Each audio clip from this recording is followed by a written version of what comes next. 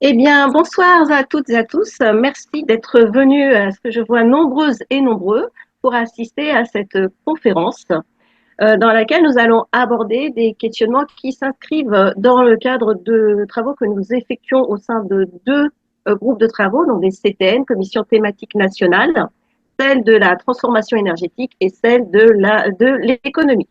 Alors, ce soir, dans ce cadre, nous avons l'immense plaisir de recevoir Philippe Nikonov. Philippe, pour vous présenter brièvement, vous êtes économiste et fiscaliste.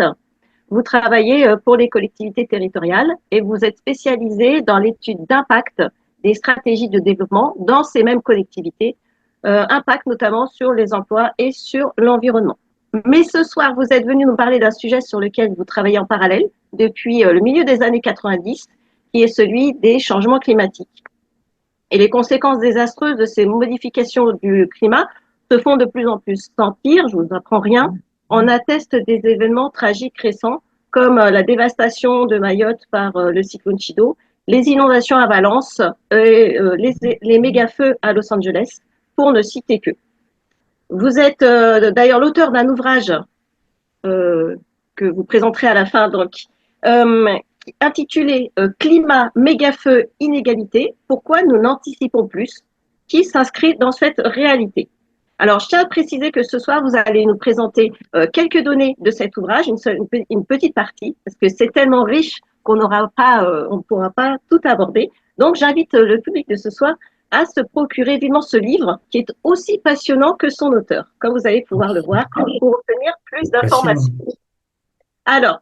Alors, pour finir, donc dans votre exposé de ce soir, vous allez poser la question suivante.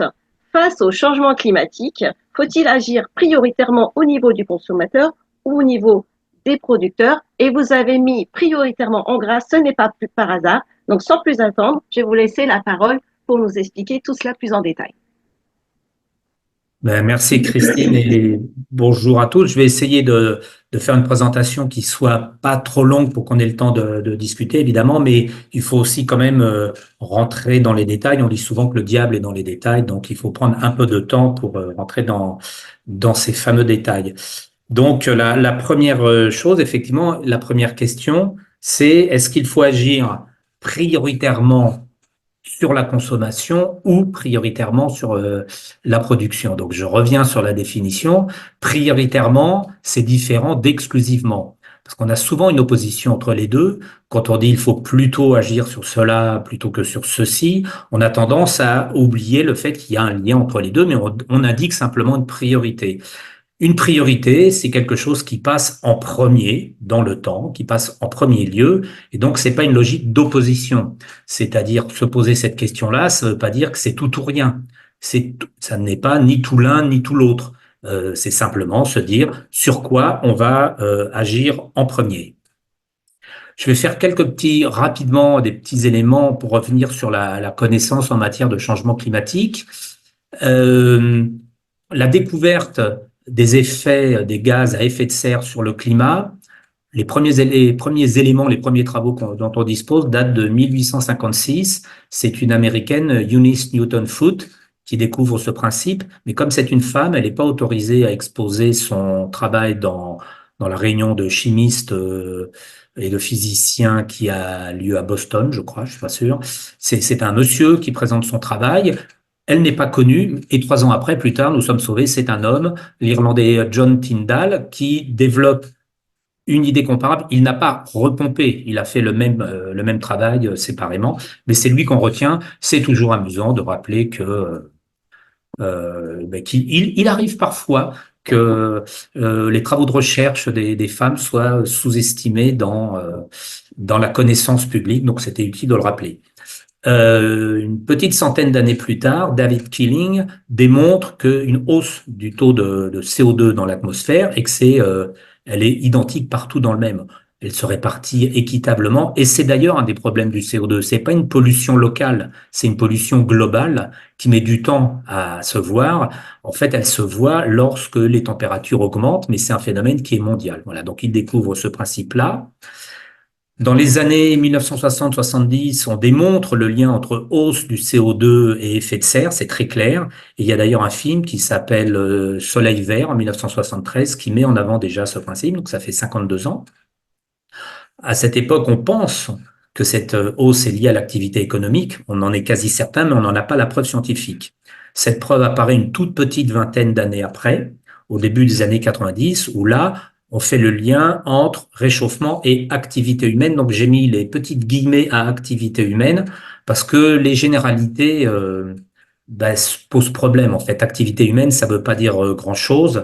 La responsabilité d'un Jeff Bezos n'est pas exactement la même que celle d'une cueilleur de thé au Sri Lanka, payée 70 euros par mois. Donc, derrière humain, il y a de la diversité et ça fait justement partie des questions qu'il faut prendre en compte quand on travaille sur ce sujet.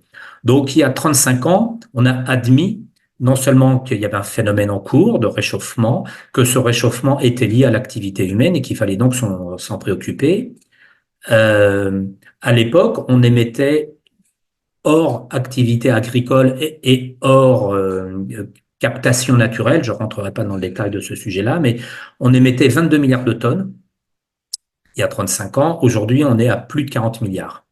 Donc, depuis qu'on sait qu'on a un vrai problème, on a doublé les émissions de CO2. Et du coup, ça nous amène à nous poser des questions, notamment par rapport à une expression très à la mode désormais, qui est celle de la transition. Le terme de transition, il est apparu à la fin des années 70. Je ne vais pas faire l'historique, mais je vais revenir sur quelques aspects de ce qu'on appelle la transition. Le, excusez-moi. Le principe d'une transition, d'après le Larousse, c'est le passage d'un état à un autre, en général lent et graduel. C'est un état intermédiaire. Quand on emploie le terme transition, on suppose donc qu'il va se passer quelque chose, qu'il va y avoir une évolution, qu'elle sera certes lente, mais qu'il va y avoir un changement avec une modification de la situation vers le mieux, puisque évidemment, quand on parle de transition énergétique, on est dans l'idée que ça aille mieux. Et alors, je fais un petit parallèle parce que c'est un peu dans ma nature. Je suis bon, un petit peu ironique parfois. Euh, les classes de transition, c'est un dispositif qui a été créé en 1963 dans les collèges pour les élèves les plus en difficulté. Donc l'expression transition était utilisée dans les collèges. Le problème, c'est que la plupart des syndicats enseignants ont considéré que ces classes de transition, c'était plutôt des voies de garage du fait d'un manque de moyens. Et donc la question que je pose, de façon ironique bien sûr, c'est est-ce qu'il ne faudrait pas regarder si la transition énergétique et les classes de transition avaient quelque chose de ressemblant, c'est-à-dire est-ce qu'il s'agit d'une voie de garage faute de moyens, ou alors est-ce qu'il s'agit d'un véritable mouvement qui serait en cours. Donc on va rentrer dans ce point. Le premier point, donc youpi, nous sommes en pleine transition. Alors j'ai vos photos, je suis désolé, je vais déplacer vos images, voire les réduire. Voilà, je ne vous vois plus, mais en fait sinon je vois mal mes tableaux. Euh, on voit qu'entre 2000 et 2022, la part des énergies renouvelables est passée dans le total des énergies utilisées de 20,8 à 27,2%. Donc, de ce point de vue-là, on peut dire magnifique, nous sommes en transition. Ben, en fait, non. En fait, non, parce que entre-temps, la quantité d'électricité produite dans le monde a doublé. Elle est passée d'environ 15 terawatts heure à environ 30 terawatts. Au total, par conséquent, les énergies fossiles sont passées de 12,3 milliards de terawatts à 21,8. Autrement dit, un quasi-doublement. Alors certes, vous voyez le mouvement de ma souris ou pas? Pas vraiment. Si, si, on la voit. Ok, donc on voit bien que les énergies renouvelables ont progressé, elles ont été multipliées par 2,5, mais le volume total d'énergie fossile a considérablement progressé. En 2024, la Chine produit autant de charbon que le monde entier en 1980. Donc, quand on voit ce genre de choses, on peut s'interroger sur cette transition et on peut dire qu'on n'a pas du tout entamé une transition énergétique. Certes, le pourcentage de renouvelables a augmenté, mais dans un contexte où les énergies fossiles continuent à augmenter. En 20 ans, l'extraction de pétrole, c'est plus 22%, le gaz, c'est plus 70%, et le charbon, il manquait un B, plus 84%. Et la progression a continué en 2023-2024. Pour ceux qui se disent, il y a peut-être une inflexion. Non, on a eu un petit tassement au moment du Covid, de la Covid, mais nous sommes repartis dans ce mouvement, d'augmentation pour une raison simple, c'est que nous sommes dans une logique économique, dans un système économique qui pousse à la production. Il faut une croissance permanente et donc on a une augmentation permanente de la consommation d'électricité. Et dans la mesure où cette augmentation est faite en mixant ces différents types d'énergie, il est inévitable que les émissions de CO2 continuent à progresser. Je prendrai plusieurs exemples. D'abord, le numérique, qui est un énorme consommateur d'énergie. La consommation d'énergie du numérique dépasse celle, et les émissions, pardon, du numérique dépassent celles du transport aérien. C'est quand même un sujet. Et une technologie qui est présentée donc comme un symbole de la modernité, la voiture électrique. Il faut savoir que à peu près la moitié du parc aujourd'hui est installée en Chine et 70% de l'électricité produite en Chine est produite à partir de charbon. Par conséquent, la voiture électrique est plus une voiture à charbon, parce que l'électricité, ça se trouve pas dans la nature, c'est quelque chose qui se produit à partir d'énergie primaire. Donc, autrement dit, on a vraiment déjà un premier sujet qui est que la transition est un terme marketing, mais qui cache une inaction. Et c'est une difficulté parce on l'emploie partout. Moi, je travaille avec des collectivités territoriales, avec leurs centres de formation, et le mot transition est présent partout, mais il n'est pas présent dans les actes. Pourquoi ça fonctionne comme ça? Parce que justement, on s'aperçoit que on n'est pas dans une idée de phase successive. On présente les choses comme, vous voyez, quand on fait de la préhistoire, on va parler de l'âge du bronze, de l'âge du fer. Il y a des changements qui se produisent, mais ce n'est pas la même chose en matière de consommation d'énergie. On ne passe pas de l'âge du bois à l'âge du charbon. Quand on développe le charbon, on développe aussi l'usage du bois. Pour sécuriser les galeries, pour les traverses de chemins de fer, pour tout un tas d'équipements, on utilise beaucoup plus de bois. Autrement dit, on n'est pas dans une logique de substitution d'une énergie ancienne par une énergie nouvelle, mais au contraire dans une logique d'accumulation des énergies. Et ça, c'est quelque chose qui rentre pas dans le débat, qui est posé par un certain nombre d'auteurs, mais qui n'est pas dans le débat public. On emploie le mot rassurant de transition alors qu'il n'y a pas de transition. Nous sommes dans une logique d'addition et de combinaison des différentes énergies et non pas de substitution. Il y a une autre raison aussi à ça, logique, c'est que si vous êtes propriétaire de mines de charbon et qu'une nouvelle énergie se développe, que ce soit du pétrole, du gaz de schiste ou autre, vous n'avez pas forcément l'intention de fermer votre mine. Si vous avez la possibilité de dégager à nouveau, de faire du chiffre d'affaires et de dégager des bénéfices avec de nouveaux types de produits, vous allez essayer de le faire. Et donc, cette logique de substitution ne correspond pas à la réalité. On le voit si on regarde la hausse des émissions mondiales de CO2, on voit bien une progression. À partir des années 60, on a un vrai décollage, disons à partir des années 50, et on voit que la courbe continue à progresser à partir des années 70 sur une dynamique quasiment constante. On n'a pas de phénomène d'inversion. Autrement dit, ce qu'on constate ces 30 dernières années, c'est que le taux de CO2 dans l'atmosphère, les émissions de CO2, la consommation d'énergie fossile continuent à augmenter et on est bien obligé de faire le lien entre ça et notre système économique et de regarder les choses de plus près. La logique de notre système économique, c'est de produire toujours plus, pas pour le principe de produire plus, mais parce que les entreprises, et notamment les plus grosses, réalisent un profit avec cette production. Et donc, on est obligé de parler de cette thématique.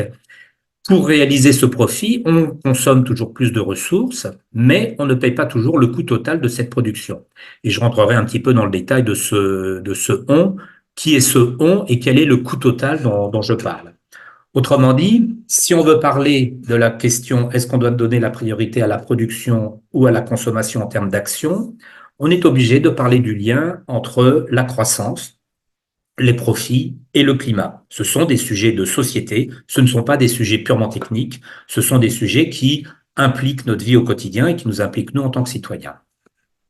Alors, je passe maintenant au deuxième point. Je crois que j'ai à peu près 35 minutes, c'est ça? Donc, je me suis mis un petit chronomètre. Pour le moment, je suis à peu près dans les temps. Pourquoi il n'y a pas d'action réelle pour limiter le changement climatique? Un des éléments importants est le suivant.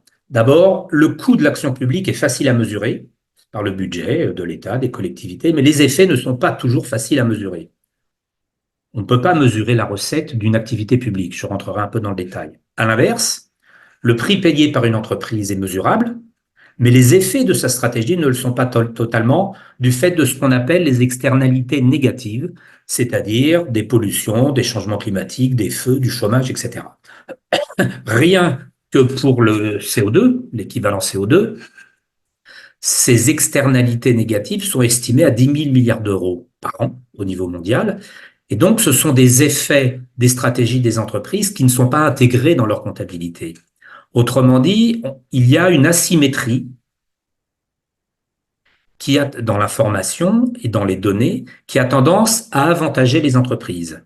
Leurs dépenses semblent structurellement plus efficaces parce que la totalité de leurs coûts ne sont pas intégrés dans les prix de vente.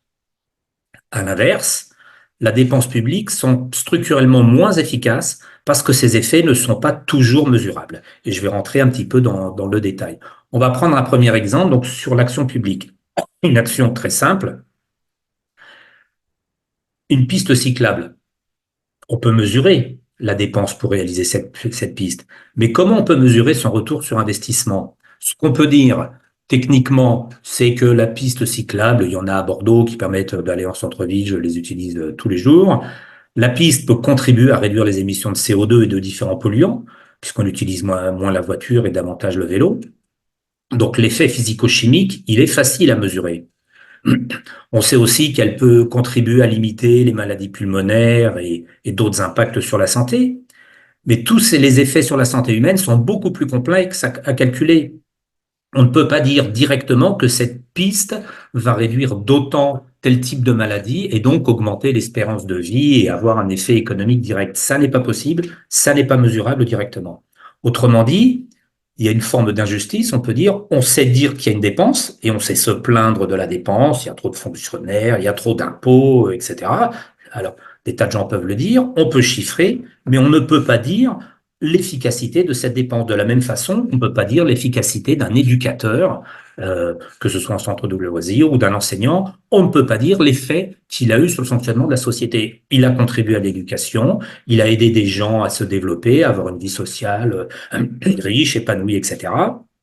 Mais on ne peut pas dire qu'avec son salaire, il a produit tant d'effets économiques et sociaux positifs. Autrement dit, on ne peut pas faire de lien direct entre cette dépense publique et un gain collectif. Les hypothèses sont beaucoup trop complexes pour qu'on puisse faire ce genre de lien.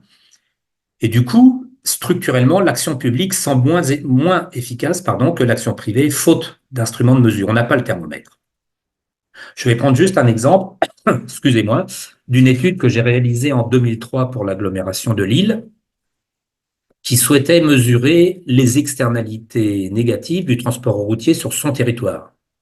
Et donc, du coup, en m'appuyant sur les travaux, les technologies, les informations qui existaient à l'époque, il était possible de travailler sur les pollutions atmosphériques, les différents types de pollution, sur les nuisances sonores, sur l'impact sur la santé, sur l'exposition au bruit, sur les congestions urbaines.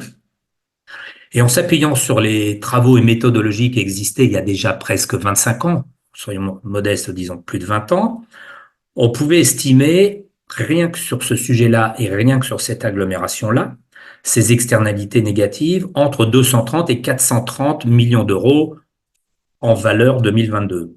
Autrement dit, 12 à 25% du budget de l'agglomération uniquement pour ce type de pollution. Donc on voit bien à quel point le sujet est important. C'est pas un sujet secondaire. Si on met le nez sur la question des pollutions et de leur coût sociétal, on arrive à des volumes qui sont tout à fait importants. Et donc, on est obligé de prendre cette dualité en compte lorsqu'on discute de développement, d'un côté, il y a une tendance à une critique systématique de l'action publique qui est jugée inefficace. Pour Ronald Reagan et d'autres, et puis le nouveau président des États-Unis, l'État n'est pas la solution, l'État est le problème. Le problème, c'est que l'État met en place des moyens pour produire des effets collectifs, mais ces effets collectifs, ils ne sont pas mesurables en monnaie. Et à l'inverse, les entreprises ont un effet collectif mesurable en monnaie, le chiffre d'affaires, le profit, mais des effets négatifs qui sont difficilement mesurables. Et on commence à les mesurer. Et en tout cas, on est du coup avec cette dualité dans un espèce d'effet lampadaire, c'est-à-dire que on a tendance à ne regarder que là où il y a de la lumière, alors qu'il faut aussi aller regarder les choses de façon beaucoup plus large.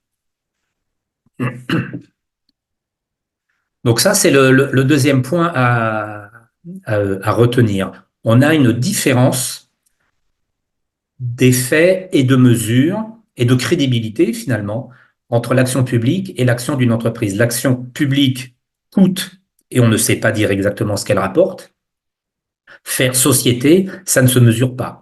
Ça ne se chiffre pas en termes monétaires. C'est quelque chose sur lequel on peut produire des discours, de l'analyse, faire de la sociologie, expliquer la logique que ça produit, mais on ne peut pas dire les choses de façon absolument mécaniste. À l'inverse, l'entreprise va se retrouver parée de toutes les vertus, de l'efficacité, de la compétitivité, de la compétence, etc., parce que ces coûts n'intègrent pas la totalité des coûts qu'elle génère. Une entreprise qui produit, par exemple, du gaz de schiste, elle va peut-être avoir un coût direct de production de 5, je sais pas, moi, mettons de, de 20 dollars pour la production d'un baril de gaz de schiste, mais les dégâts générés vont coûter collectivement autour d'une centaine de dollars. Il peut y avoir des microséismes, une dégradation de la qualité de l'eau, tout un tas d'effets négatifs sur la collectivité que ne prend pas en charge l'entreprise. Donc, on a du coup une différence qui nuit à la vision que nous avons de l'action. On met de côté cet aspect de la vie des entreprises et c'est un problème parce qu'on se concentre uniquement sur la partie consommation sans prendre en compte cette partie-là du fonctionnement des entreprises. C'est un fonctionnement logique, ce n'est pas une critique morale que je fais ou autre, c'est simplement l'entreprise, dans sa comptabilité, on n'intègre pas ces coûts négatifs qui sont des coûts massifs et qui sont supportés collectivement. Et ça, c'est le sujet et c'est l'enjeu qui m'amène à dire que je pense que nous devons agir prioritairement sur la production parce que l'enjeu que nous avons se trouve à ce niveau-là. Les émissions croissantes proviennent d'une certaine conception de la production, mais aussi du fait que les émissions de CO2 et les effets négatifs de certaines stratégies d'entreprise, ces effets-là ne sont pas pris en compte. Et donc, il y a des sujets qui aujourd'hui sont hors champ. Les sujets qui sont hors champ, c'est quoi? Il y en a deux essentiellement. C'est d'abord la façon il y en a trois en fait. Le premier, c'est la façon de réaliser le profit. Et plus largement, c'est le fait qu'il existe du profit. Le profit n'est pas en soi un problème, mais c'est un sujet qui est absent lorsqu'on réfléchit et lorsqu'on discute du climat. On ne parle jamais de stratégie d'entreprise, on ne parle jamais de profit, on ne parle que de comportement de consommateur. Et ça, c'est une limite, parce que dans toute analyse, si on veut agir, on va agir plutôt sur l'amont d'abord, plutôt que sur l'aval. C'est un petit peu, si vous voulez, comme si on constatait une fuite sous sa toiture et qu'on décide de mettre des bassines là où ça fuit, alors qu'en réalité, il faudrait se préoccuper de l'état de la toiture et réparer la toiture. Et ben aujourd'hui, quand on parle de climat, on est plutôt dans l'idée de mettre des bassines sous la toiture, sous les fuites, de récupérer l'eau. On est concentré sur le comportement des consommateurs et l'entreprise, qui est pourtant au cœur de notre modèle économique, des discours, de notre système, etc. L'entreprise est totalement absente. Alors qu'il faut regarder ce sujet-là, c'est un sujet sociétal, ce n'est pas un sujet technique, il faut le prendre en compte et il faut prendre en compte aussi également les inégalités sociales. Donc ce sont trois sujets qui doivent être pris en compte, la façon de réaliser le profit, comment fonctionne l'entreprise et les inégalités sociales. Ce sont trois sujets qui sont liés et qui me font dire que le climat qui est présenté comme un sujet technique masque la réalité. Derrière ce sujet technique, c'est un sujet politique, mais au sens normal du terme, c'est-à-dire qui implique la vie de la société, de la cité, tout simplement.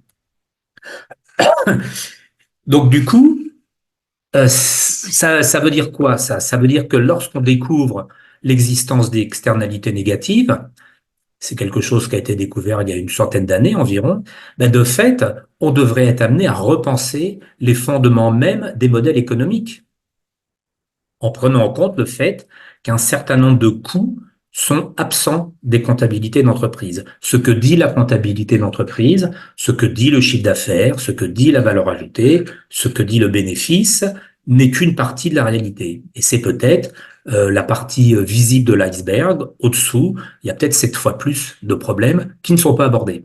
Et donc, on est obligé de remettre le débat, de mon point de vue, sur ces sujets-là, encore une fois, sans jugement moral sur le sujet, mais en disant il y a un fonctionnement sur la surface des choses et on n'aborde pas le fond des problèmes. Le fond des problèmes, c'est qu'il y a des enjeux environnementaux, il y a bien une comptabilité d'entreprise, mais il n'y a pas une comptabilité analytique environnementale qui permettrait de prendre en compte l'ensemble des coûts générés par des activités.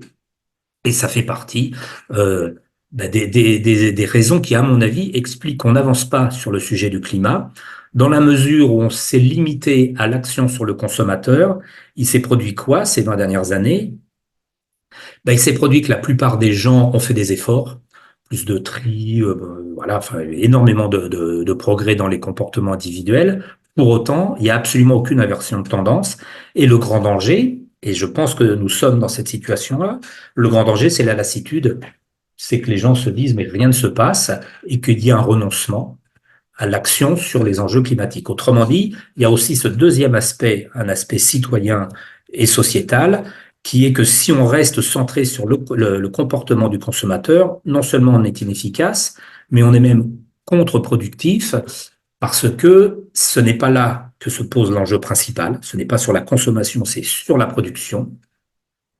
Et en ne ciblant que la consommation, on n'a pas d'effet. On voit bien qu'il n'y a aucune forme d'inversion. Et du coup, on génère de la lassitude et on génère aujourd'hui une sorte de retour de bâton. Il y a un désintérêt sur les questions climatiques et donc il faut y revenir. Il faut revenir sur ces questions. Et de mon point de vue, il faut remettre l'entreprise au centre du jeu.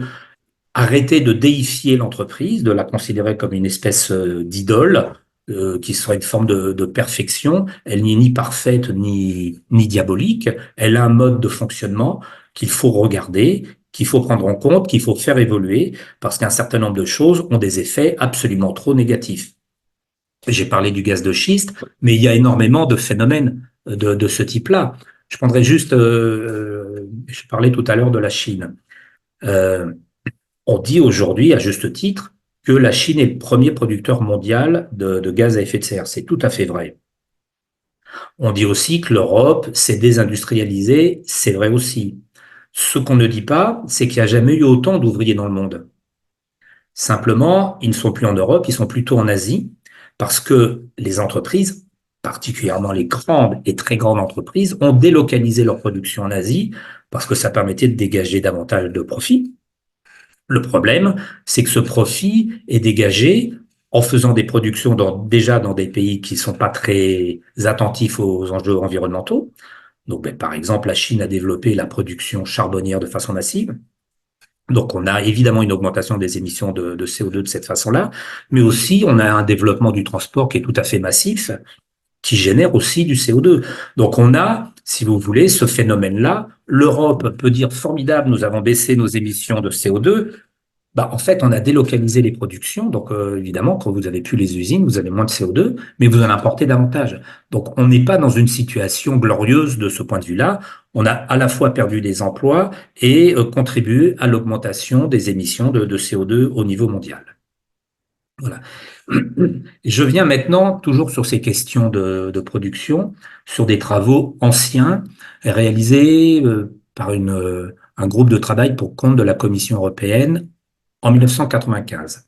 Ce sont des scientifiques qui sont partis de l'hypothèse que le CO2 émis dans l'atmosphère, conformément à ce qui était déjà indiqué en 1856, ce CO2 allait avoir des effets, il allait contribuer au réchauffement de l'atmosphère et donc produire des effets dont certains seraient négatifs.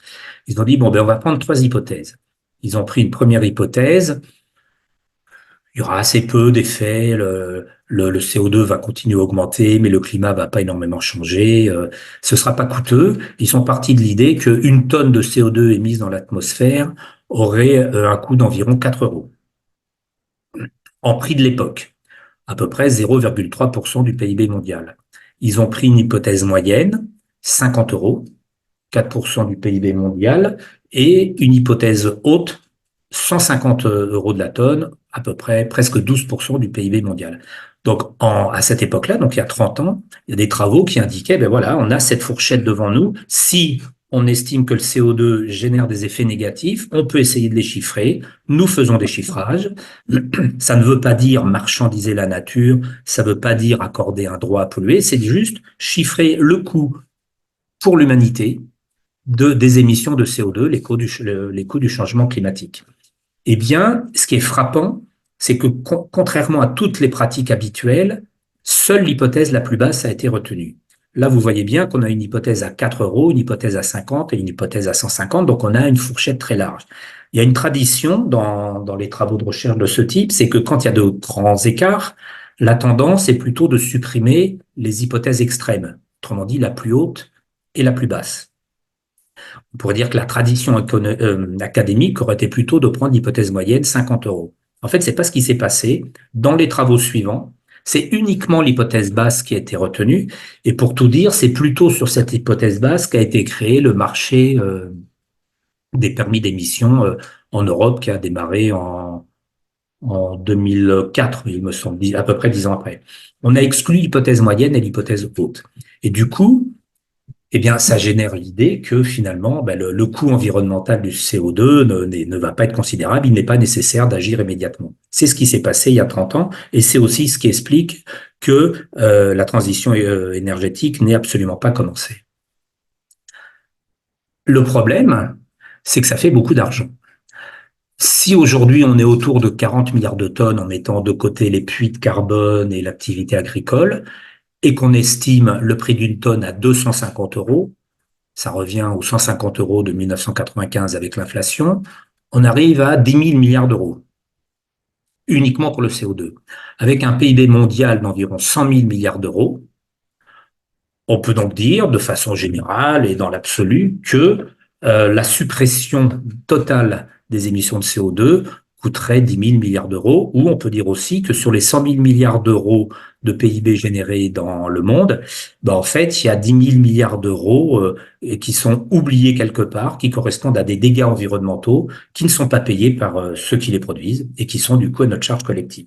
Autrement dit, et c'est ça qui est intéressant, c'est que dans le contexte d'aujourd'hui, 30 ans après, on s'aperçoit que ce que disait l'hypothèse haute, il y a 30 ans, ben c'était plutôt la réalité. Ils annonçaient à peu près presque 12% du PIB mondial, et non pas 0,3%. Aujourd'hui, on serait autour de 10% du PIB mondial. Si on devait supprimer la totalité des émissions de CO2, cela représenterait à peu près 10 000 milliards d'euros qui devraient être pris sur quelque part. Alors, la question, c'est est-ce qu'on peut trouver cette somme et qui doit la payer? Quelque chose d'important. Des 1000 milliards d'euros, ça n'est pas rien. Eh bien, ce qui est assez amusant, c'est que si on regarde la situation d'il y a 40 ans, au début des années 1980, en gros, si vous voulez, pour faire simple, le PIB mondial, c'est la somme des valeurs ajoutées, pour simplifier. Il y a un peu plus de 40 ans, les salaires représentaient environ 70% de cette valeur ajoutée, de ce PIB, et les profits environ 30%. 40 ans après, les salaires au niveau mondial sont passés à environ 58% du total et les profits à environ 42%. Et ce qui est assez amusant, c'est que, par hypothèse, si on estimait que la part des profits dans la valeur ajoutée ou dans le PIB mondial était restée à son niveau de 1980, cette part représenterait non pas 40 000 euros, mais plutôt 30 000 milliards d'euros. Autrement dit, ces chiffres nous montrent que l'évolution qui s'est produite depuis une quarantaine d'années, elle va avec un déplacement de l'argent vers les profits, avec une réduction de la part des salaires, et les sommes correspondantes correspondent aussi au coût collectif représenté par les émissions de CO2. Et c'est donc peut-être de ce côté-là qu'il faut aller regarder, et c'est un sujet qui aujourd'hui est totalement absent des discussions. Là, j'ai mis un petit tableau qui représente euh, la part des salaires dans la valeur ajoutée des entreprises en France à partir des années 1950 jusqu'aux années 2010. On voit bien la baisse et la baisse continue ces dernières années. Il me semble que c'est un sujet qui doit être présent aujourd'hui dans les discussions. Je ne dis pas, évidemment, qu'il faut imposer les entreprises à 10 000, à hauteur de 10 000 milliards d'euros, mais je dis que cette question-là doit être posée, qu'on ne peut pas rester enfermé dans une discussion sur le comportement des consommateurs. Ça ne suffit pas. Il est évidemment nécessaire d'agir sur le comportement des consommateurs, mais il faut mettre les choses dans un ordre logique. Il faut réfléchir à la production, et à partir de la réflexion sur la production, réfléchir aux coûts environnementaux et réorienter les politiques économiques en ce sens-là. Évidemment, c'est pas quelque chose de simple, mais le constat qu'on peut faire, c'est que 30 ans après avoir commencé à avoir des débats sociétaux sur les enjeux environnementaux, il n'y a aucune évolution, il n'y a aucune inflexion, et donc on n'est pas du bon côté, on n'est pas du côté de la solution. On répète des mantras, transition énergétique, qui ne correspondent pas à la réalité. Autrement dit, on est bien obligé d'analyser autrement les choses. On ne peut plus se limiter à critiquer le comportement des individus. On doit s'intéresser au système productif dans son ensemble. Les individus, en tant que tels, ont 25 à 30% de la responsabilité, d'après les différents travaux disponibles, alors que les grands groupes mondiaux sont impliqués dans environ 70% des émissions mondiales. Peut-être qu'il faut mettre le nez sur ce sujet-là. Deuxième point, comme je l'ai dit, il faut plus se limiter à la consommation, mais regarder d'abord la production et ses conditions d'exercice. Il ne faut plus se limiter au prix, mais il faut prendre en compte les coûts réels de production, donc les coûts environnementaux. C'est pas simple, mais ce sont des sujets qui sont totalement absents du débat. On a technicisé le débat sur le climat. On en fait une affaire uniquement de comportement individuel et de quelques ratios de transition.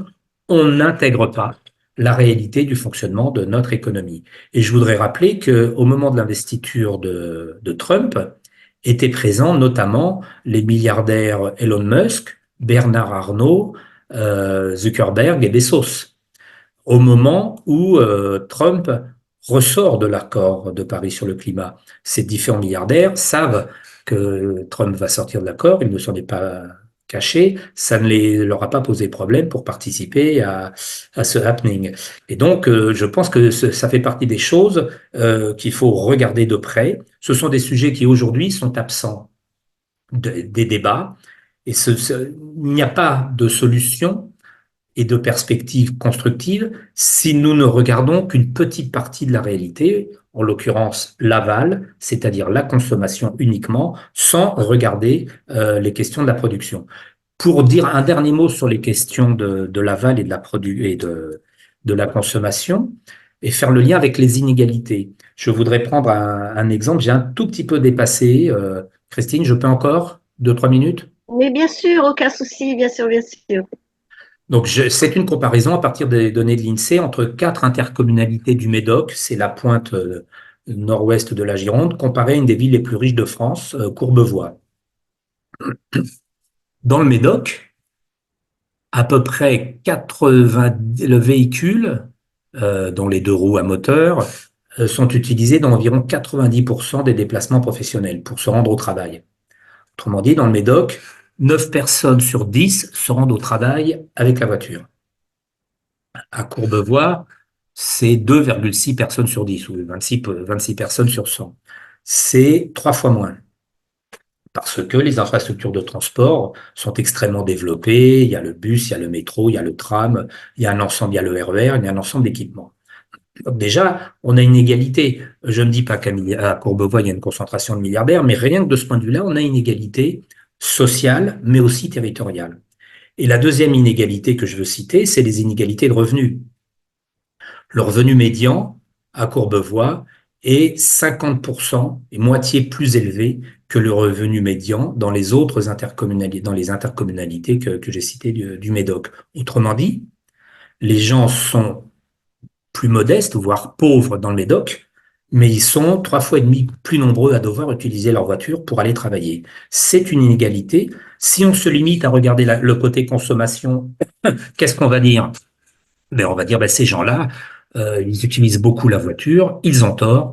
En plus, ce sont des voitures diesel, ils ont doublement tort.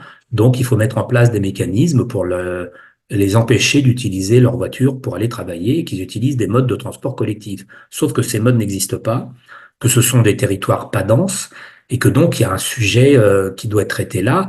On ne peut pas, avec cet exemple, on voit bien qu'on ne peut pas limiter la réflexion au comportement de l'individu consommateur, autrement là en l'occurrence consommateur de mobilité, on est obligé de regarder les choses plus largement, de prendre en compte les inégalités de revenus, les inégalités entre territoires, ce qui, évidemment, derrière pose des tas de questions. Comment on fait pour développer des transports en commun dans des territoires pas denses? En tout cas, si c'est pas des transports en commun, c'est des mécanismes de mobilité. Et ce qui est certain, c'est que si on veut que les gens laissent leur voiture, leurs vieilles voitures et des voitures diesel, il faut qu'il y ait une offre publique, en tout cas une offre. Cette offre, elle sera publique parce qu'elle sera pas rentable. Et par conséquent, pour que cette offre existe, il faudra accepter qu'elle soit déficitaire. Et si on veut accepter qu'elle soit déficitaire, il faudra des impôts. Et si on met de côté cette question-là, on n'est pas en mesure de répondre au sujet. Et c'est le problème que nous avons aujourd'hui. Nous avons des discussions sur le climat qui sont détachées de la réalité. On fait comme si notre modèle économique n'était pas au cœur du sujet, alors qu'il est au cœur du sujet. Voilà, j'ai terminé mon exposé, j'ai dépassé mon temps, je m'en excuse. Allô? Vous êtes toujours Oui, là? oui, oui, ne vous excusez pas. Merci beaucoup pour cette présentation. Bravo. Et oui, vous avez bien répondu à la question initiale. Donc, sans nier le rôle du consommateur, vous avez bien démontré que le levier essentiel, il va être essentiellement au niveau des entreprises. Et vers la fin, vous avez aussi montré que un point sur lequel vous êtes très sensible, c'est l'inégalité au niveau territorial. Donc, Oui, sur lesquels il va falloir agir aussi. Donc, merci beaucoup. On va passer aux je vous en questions. prie. Déjà, les questions peut-être en direct des, des participants et ensuite celles du chat que j'ai pu relever. Allez-y, Paul. Oui, bonjour. Voilà, je rebondis sur la fin de l'exposé. À Nouvelle Donne, ça fait des décennies que l'on se bat pour la question des revenus, et ça à travers la question du chômage. Et voilà, j'ai moi calculé un chiffre, mais je ne suis pas sûr de sa pertinence. Il me semble que si le taux d'emploi en France remontait à celui de la Hollande, c'est-à-dire si on passait de moins de 70% à 80%, il y aurait mécaniquement comment dire, une hausse de cotisations Ça fait, un oui. supplément de cotisations fiscales et sociales tous les ans de l'ordre de 100 milliards d'euros, ce qui rebattrait peut-être les cartes pour entreprendre des politiques publiques pour faire et également pour faire baisser pour faire remonter les salaires et baisser les profits. Je sais pas qu'est-ce que vous pensez de ça, est-ce que ça un rapport alors Ben, oui, peut-être pas dit. ça contribue au problème. C'est non seulement le taux de chômage, mais aussi la qualité des emplois. C'est-à-dire que un des phénomènes nouveaux, c'est que le taux de chômage a baissé ces dernières années. Hein, il a baissé, mais la pauvreté, enfin les travailleurs pauvres ont augmenté un peu sur le mode américain. C'est-à-dire que beaucoup de gens ont des salaires trop faibles, par exemple, pour pouvoir assurer leur loyer. Donc on a ce phénomène aussi qui est nouveau avec une double dimension. Évidemment, la baisse du taux de chômage est un élément important, mais le revenu salarial est évidemment une question très importante. Moi, je prends souvent l'exemple des AESH, accompagnants pour enfants en situation de handicap. Ils sont assimilés à des fonctionnaires, hein, ils travaillent pour la fonction publique, mais ils sont 100 000 à avoir un revenu inférieur au seuil de pauvreté, puisque le revenu moyen d'une AESH, c'est surtout des femmes, est autour de 800 € par mois. Donc on est le statut salarial ne suffit pas, c'est aussi l'emploi à plein temps, le salaire horaire, tous ces éléments-là qui sont très importants. Avec une autre inégalité qui existe aussi, très importante aussi, c'est les inégalités salariales hommes-femmes. Là, je l'ai pas développé sur le Médoc, mais c'est frappant. Dans toutes les tranches d'âge et dans tous les territoires, le salaire horaire des femmes est 15 à 25, 30% inférieur à celui des hommes, alors même que dans la plupart des territoires, en moyenne, les femmes sont plus diplômées que les hommes. Voilà. Je vais couper la parole à Pierre, mais bien qu'il ne l'ait pas encore prise. Est-ce que tu peux départager ton écran, Philippe, si tu n'as plus besoin de le partager? Arrêtez le partage, tout à fait. Merci. Oui, c'est mieux comme ça. Oui, très bien, merci. Donc, on va passer la parole à Pierre Lavouturou. Pierre, je crois que vous aviez cité quelques chiffres en complément. Non, mais c'est juste pour confirmer ce que disait Philippe, en gros, sur les ordres de grandeur, le fait qu'on a complètement sous-estimé depuis très longtemps et qu'on ne se donne pas les moyens de gagner la bataille collectivement. Et la Cour des comptes européenne, il y a 6 ans déjà, disait qu'il fallait mettre 1100 milliards chaque année d'investissement rien qu'en Europe, 1100 milliards, et disait que c'était dès l'année prochaine, en disant tout ce qu'on fait après 2030, ce sera très, très, très, très compliqué. Et la Cour de Karlsruhe, la Cour constitutionnelle allemande, a sanctionné la loi d'Angela Merkel en disant si on attend, si on y va trop doucement maintenant, on devra prendre des mesures très lourdes après 2030, des mesures attentatoires aux libertés, s'il n'y a pas d'eau pour tout le monde, si on interdit complètement la voiture. Donc c'est au nom des libertés fondamentales que la Cour de Karlsruhe, la Cour constitutionnelle, a demandé à Merkel de muscler sa politique. Donc merci beaucoup à Philippe. Sur juste dans tout ce que vous avez dit ou tu as dit, il y a juste une petite phrase qui me gratte un peu. C'est quand tu dis que le chômage a beaucoup reculé. C'est ce qu'on entend tous les jours. Mais il se trouve que même le journal Les Échos, qui n'est pas un journal conspirationniste, a fait sa une il y a 2 semaines sur les nouveaux chiffres du chômage.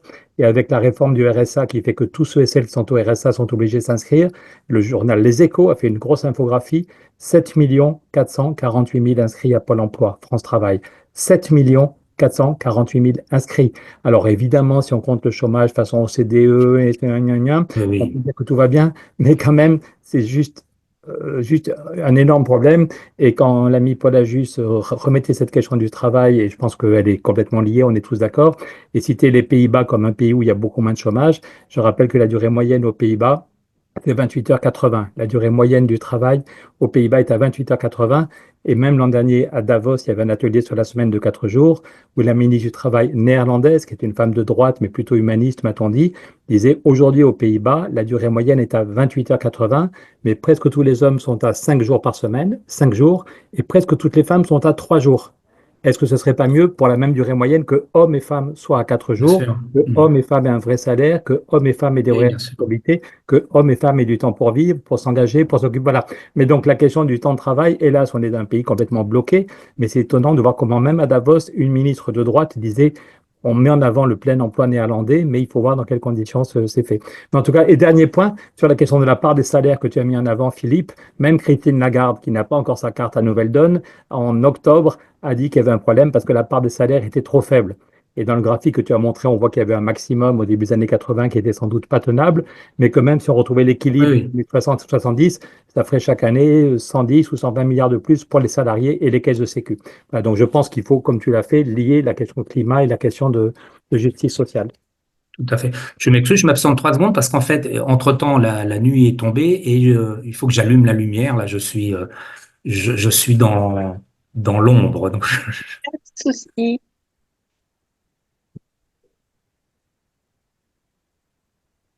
Merci Pierre pour ce complément d'information. C'est très juste. me revoici. Ah bah, c'était rapide. Alors, peut-être si vous avez fini votre échange, on peut passer à Pascal. Pascal, tu es intervenu plusieurs fois dans le chat, donc nous t'écoutons. Ouais, Pascal, il sait pas bien se taire. Alors, j'ai une bonne nouvelle pour Pierre. Elle a demandé sa carte. Elle va bientôt adhérer. Donc ça c'est cranté. Bravo, c'est ça, oui. Euh, on est sauvé. C'est pas une bonne Christine nouvelle. Lagarde, tête de pont. Merci beaucoup, Philippe. C'était très clair. Moi, je vais mettre le débat. Je suis parfaitement en ligne avec tout ce que vous avez dit sur les entreprises. Je ne sais pas si c'est la poule et l'œuf et si il faut d'abord faire les entreprises ou d'abord les consommateurs. J'entends votre raisonnement. Personnellement, je pense qu'il faut faire les deux en même temps et qu'on ne va pas s'en sortir. Mais une chose est sûre, c'est qu'il faut s'occuper des entreprises, absolument. Moi, il faut s'occuper des entreprises. Pierre vient de parler du travail. On a aussi un problème, effectivement, dans la manière dont le travail est effectué dans ce pays, dans l'exploitation de la nature, comme disent certains, et l'exploitation des corps. On a un autre problème aussi qui était dans le chat, qui était on est dans un monde fini. Bref, il faut tout repenser et personnellement, c'est ce que j'ai mis dans le chat. Moi, j'aime pas le mot transition parce que je trouve que ce mot, il est trop soft et qu'il faut employer un mot qui est un mot de transformation parce que pour arriver à gérer la crise climatique, il va falloir transformer tout un tas de choses. Là où je veux en venir, c'est sur votre rôle à vous et votre rôle d'économiste. Quand on a discuté avec Christine et que j'ai dit mais on a des économistes et en plus qui écrivent des livres et en plus qui se pensent ça à Nouvelle Donne, il faut à tout prix organiser cette conférence et merci à Christine de l'organiser. Ce qui me saoule, je vais employer le mot comme ça, c'est que sur les chaînes mainstream et sur le réseau d'information, on a tout un tas d'experts ou de pseudo-experts qui nous expliquent que l'alpha et l'oméga, c'est le PIB, c'est la croissance, c'est la valeur travail, c'est l'extractivisme, c'est la production. Et on n'a jamais quelqu'un comme vous, ou pas assez souvent, qui a les mêmes diplômes et qui dit bah, vous savez quoi, ce que vous dites, c'est des grosses âneries et c'est pas comme ça qu'il faut faire. Donc moi, je rêverais d'un regroupement d'experts économistes qui ne fassent pas de politique, mais qui remettent à leur place, comme vous l'avez expliqué, votre explication, par exemple, sur le coût de la nature, le coût des impacts négatifs et même le coût initial de la nature, puisque la matière première ne vaut rien, c'est juste limpide, mais personne ne le dit jamais. Donc, comment vous, qui êtes économiste et qui êtes économiste à un certain niveau, pouvez construire une espèce de caste qui aille amener la contradiction d'expert à expert? J'ai été un peu long, je ne sais pas si j'ai été par contre clair. Moi, pour ce qui me concerne, j'ai pas la réponse. Comme vous dites, il y a le mainstream et les choses se sont renforcées. Hein. Elon Musk, enfin les médias maintenant, c'est les réseaux sociaux hein, essentiellement. C'est ce qui est archi dominant, notamment dans la jeune génération. Et toute cette économie du numérique, à part Netflix, ils étaient tous à l'investiture de Donald Trump. Donc il y a effectivement alors, ça veut dire quoi? Ben, ça veut dire d'abord que ce qui est présenté comme une modernité, le numérique, la confusion entre nouveau et progrès prend un petit coup dans l'aile, puisque là, le numérique, les nouvelles technologies, l'intelligence artificielle, c'est nouveau. Ce n'est pas nécessairement un progrès. Également parce que c'est au service d'une certaine idéologie. Ça, c'est la première chose. Et la deuxième chose qui est aussi très très importante, c'est qu'il y a une pression de ces structures-là dans le débat public. C'est extrêmement difficile d'avoir un débat de société sur les enjeux. Mais c'est pour ça qu'on parle de transition. Si on peut revenir un tout petit peu, je peux, Christine, sur l'origine du terme de transition ou pas? Oui, oui, oui, tout à fait. Rapidement, voilà. Pour aller vite, au début, bon, le terme de transition, il apparaît dans les années 1960-70. Et il se crée au début des années 1980 une idée absolument géniale qui est reprise par Exxon, notamment dans une conférence. L'idée, c'est la suivante. On va avoir un problème, on ne nie pas l'impact climatique.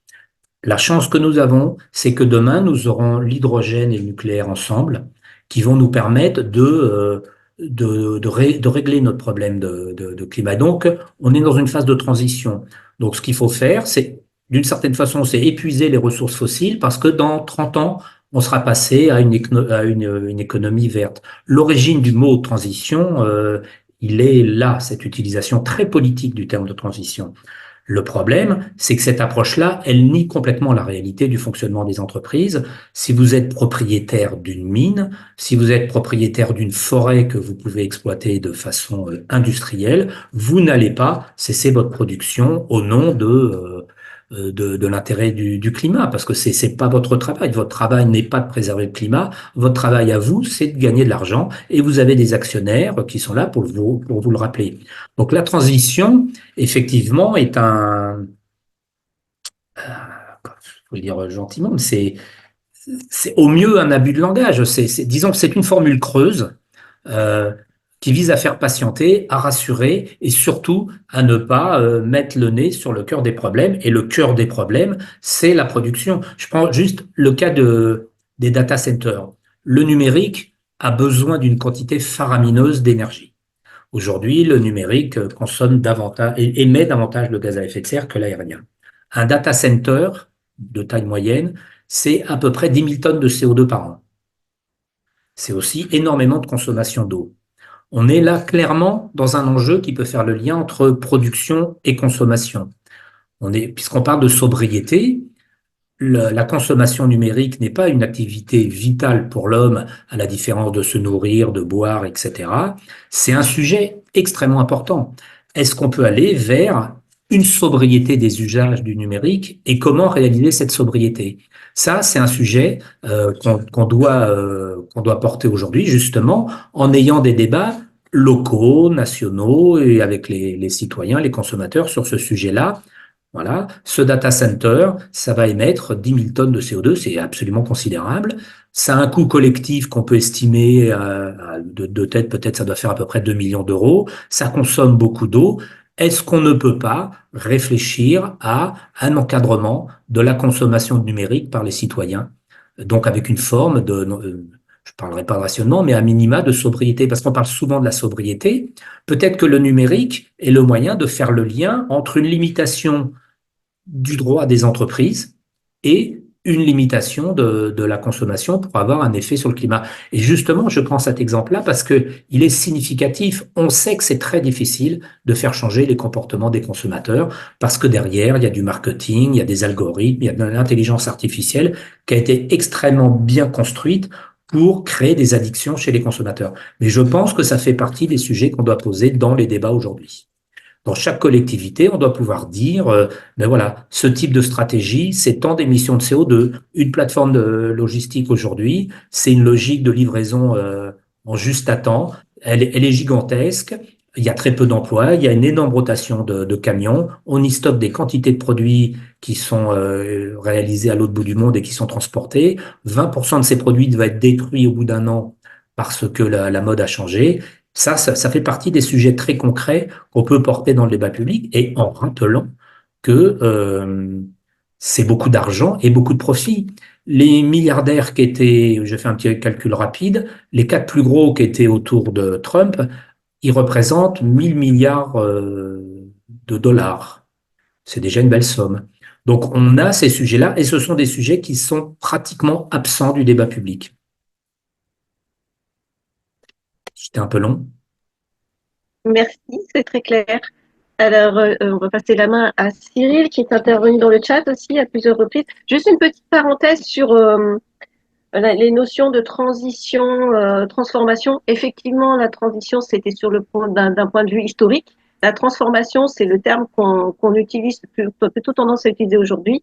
Et Pierre a même proposé métamorphose. Et métamorphose, c'est un terme que moi j'ai entendu dans la bouche de Yamina Saeb, qui est membre du GIEC, qui a été la personne qui a introduit la notion de sobriété dans les textes du GIEC. Et mais elle dit malgré tout, c'est pas encore satisfaisant. C'est ce qu'elle a trouvé de mieux, parce que métamorphose, ça veut dire vraiment un changement radical. Il faut un changement radical et pas juste une substitution. Je referme la parenthèse et je vais passer la parole à Cyril avant de passer au chat peut-être. Bonsoir, merci Philippe, c'était très clair. Et en plus, tu viens de répondre en partie au début de mon intervention. Lorsque nous avons fait la dernière conférence sur la politique extractive, il y a eu un thème qui est arrivé dans le débat, c'est la confusion qui, à mon avis, est grave entre les droits humains, et ce qui est devenu peu à peu les droits à avoir quelque chose, à posséder quelque chose ou à faire quelque chose qui nous sont devenus naturels grâce justement à l'extraction de l'énergie et notamment des énergies fossiles. Et donc parmi ces droits, on avait soulevé la possibilité de voyager de se déplacer rapidement. Et il me semble que si on doit remettre en cause quelque chose, c'est cette idée que on a un droit au déplacement, alors que ce n'est jamais qu'une capacité physique, économique, qui s'est développée à un moment précis de notre histoire, mais qui ne pourra pas perdurer comme elle l'a été pendant tout le XXe siècle et le XXIe siècle. Et du coup, ça m'amène à la question que je voulais poser, c'est comment fait-on quand on fait de la politique, quand on est un parti politique, pour proposer des solutions, ou en tout cas des engagements qui n'auront d'effet sur la production de CO2 que dans 20 ans. Ou en tout cas, si on arrête la production de CO2 maintenant, ça n'aura d'effet sur le climat que dans 20 ans. Oui, ou Comment même est-ce 100 ans, hein, plutôt. il y a la durée du CO2 dans l'atmosphère, c'est une vingtaine d'années. Donc, si on arrête tout maintenant, par magie, la courbe dans l'atmosphère, ce sera à peu près, bon, bref. De toute façon, 20 ans, 30 ans, 50 ans ou 100 ans, pour moi, le problème reste le même. C'est-à-dire que d'un point de vue politique, comment est-ce qu'on fait pour dire aux gens, il va falloir faire de gigantesques efforts maintenant pour avoir éventuellement des effets dans 20, 30 ou 50 ans. Comment est-ce que on associe le rythme démocratique au rythme des efforts à faire pour sauver l'habitabilité de la planète? Alors, c'est vraiment la question centrale euh, qui renvoie à la question des priorités. Si on reste sur la priorité, si on met sans arrêt en avant le consommateur, l'individu, c'est perdu. De mon point de vue, hein, c'est mon point de vue euh, en tant qu'individu, voilà. Ce qui va se passer, si on reste dans cette logique-là, on sera dans le film Serial Mother avec Kathleen Turner, une dame qui habite dans une communauté aux États-Unis, dans une petite ville, qui ne supporte pas les incivilités et qui se met à tuer tous ses voisins qui ne font pas le tri, etc. Je le dis en rigolant, mais si on reste sur le comportement, sur l'individu, on crée les conditions d'un conflit entre individus. D'abord, on ne règle aucun problème. On sait que c'est pas là que ça va se jouer. Ça n'est pas sur le comportement des consommateurs que ça va se jouer, c'est sur la production. Donc, un, on règle pas les problèmes. Deux, on crée des conditions de conflit. Trois, on ne crée aucun projet commun. Parce qu'au fond, la société se résume à une somme de comportements individuels qu'on espère vertueux. Et je pense qu'on arrive à rien, on n'arrivera à rien aujourd'hui. Il y a une lassitude énorme. On n'arrivera à rien si on se limite au comportement des consommateurs. Les consommateurs ont fait un certain nombre d'efforts, mais ils sont aussi partis pardon, comment ça s'appelle, la junk fashion, je sais pas quel est le nom, je me rappelle plus, comme la speed fashion, là, c'est pas la fashion week. Enfin, il y a une terminologie pour ça. Fast fashion. Pardon? Fast fashion. Voilà, c'est ça. Donc, les consommateurs sont aussi partis là-dedans, mais ils sont aussi partis dans une consommation gigantesque sur le numérique, donc c'est ambivalent. Mais toujours est-il qu'il y a eu une volonté de faire des efforts, on voit bien un recul. Pour moi, un parti politique doit faire de la politique, et ça veut dire qu'il doit dépasser le comportement de l'individu. Le comportement de l'individu, c'est une question morale qui peut avoir à faire donc avec justement les valeurs morales individuelles, avec la foi aussi. Mais ça ne suffit pas. Un parti politique qui se baserait uniquement sur le comportement des individus risquerait de devenir une espèce de secte. C'est toujours mon point de vue, hein, il faut pas le prendre, je l'indique comme ça. Ça veut dire que pour moi, la solution, c'est vraiment sans abandonner la question de l'individu, c'est vraiment de dire le cœur du problème, c'est le modèle économique. Je ne dis pas qu'il faut sortir du capitalisme, mais ne serait-ce que le mot capitalisme, on a du mal à l'évoquer dans les discussions. Moi, j'ai fait exprès dans mon bouquin de ne pas le citer, et je m'aperçois qu'en 2 ans, les choses ont énormément changé. Il y a énormément de jeunes qui emploient le terme. Ils parlent du profit. Mais par contre, on parle jamais de la sobriété des profits. Voyez, on parle de décroissance, jamais de décroissance des profits, parce que c'est une espèce d'idole religieuse, hein, en quelque sorte. On a divinisé l'entreprise.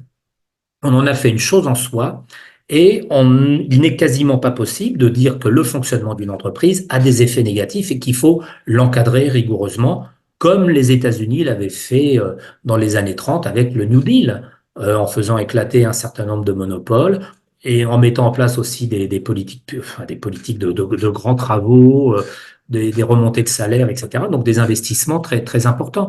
Ils se sont décalés du simple comportement de l'individu vers un programme politique. Et je pense que pour moi, c'est dans la nature d'un parti politique de porter ce genre de sujet. Et je pense effectivement que la question du, du coût du fonctionnement des entreprises qui émettent du CO2, c'est une question qui doit être posée.